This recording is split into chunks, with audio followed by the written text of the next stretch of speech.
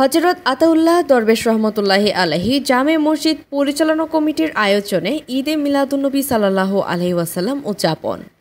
রাঙ্গুনিয়া উপজেলার মোগলেরহাট হযরত আতাউল্লাহ দরবেশ রহমতুল্লাহি আলাইহি জামে মসজিদ পরিচালনা কমিটির ব্যবস্থাপনায় পেয়ার মোহাম্মদ পাড়া ফকিরাঘুনা এলাকাবাসী ও প্রবাসীদের সহযোগিতায় পবিত্র ঈদে মিলাদুন্নবী সাল্লাল্লাহু আলাইহি ওয়াসাল্লাম উদযাপন উপলক্ষে মিলাদ মাহফিল অনুষ্ঠিত হয়েছে।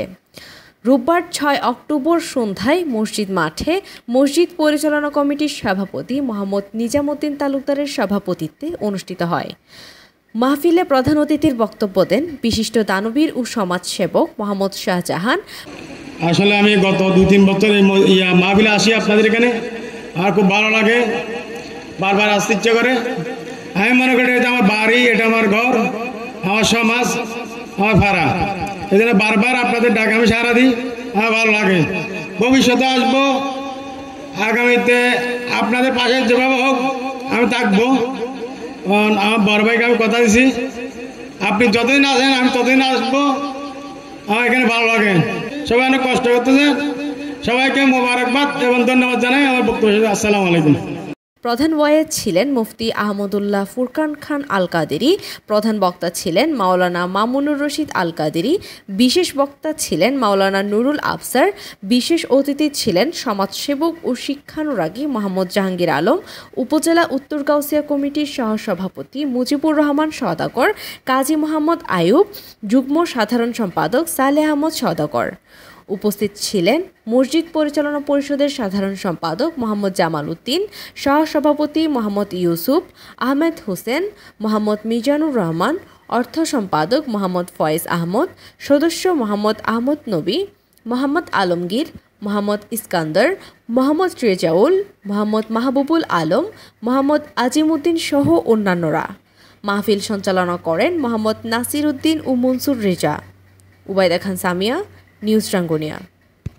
সম্মানিত মুসল্লিবৃন্দ, আপনারা আমাকে দায়িত্ব দিয়েছিলেন 2019 সালে। সেই সময় এই মসজিদের অবস্থা ছিল একদম নাজুক, মসজিদের ছাদ ভেঙে পড়ে যাওয়ার অবস্থা হয়েছিল। সেই একটা নাজুক নরবরে অবকাঠামোগত অনুন্নত একটা মসজিদকে আমাকে দায়িত্ব দিয়েছেন, আমার পরিচালনা পরিষদকে দায়িত্ব দিয়েছেন।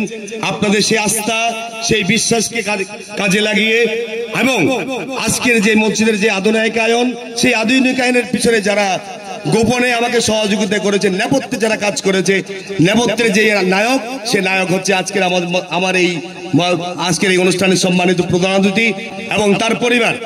সম্মানিত উপস্থিতি, আপনারা জানেন আমাদের এই মসজিদের যে আজকের যে রূপ, সেই রূপের পিছনে তাদের কি অবদান ছিল।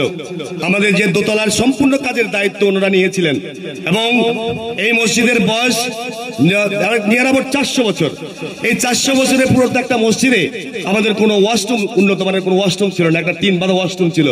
গত বছর আমার এই স্নেহস্পদ ছোট ভাই শাহজাহান আজকের অনুষ্ঠানের প্রধান অতিথি আমাদের এখানে এসেছেন, এসে আমাকে কথা দিয়েছেন, ভাই আপনার কাজ হয়ে গেছে, মনে করেন আপনার ওয়াশরুম পেয়ে গেছেন।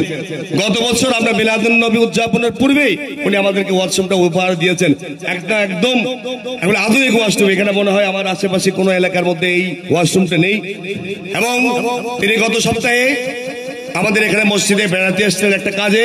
জাহাঙ্গীর ভাই, আমার শাহজাহান ভাই বেড়াতে এসছেন, আমাকে জিজ্ঞেস করলেন, ভাই আপনার মসজিদে কি সমস্যা আছে,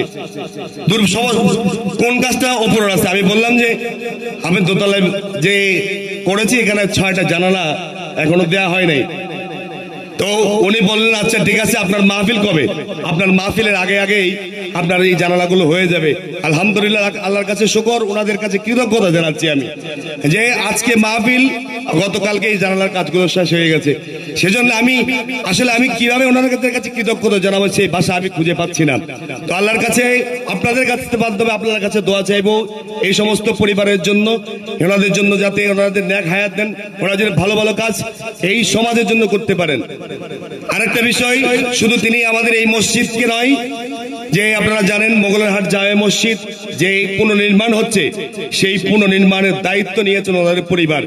প্রায় কয়েক কোটি টাকার একটা বিষয়, ওই কাজটা ওনারা করতেছেন।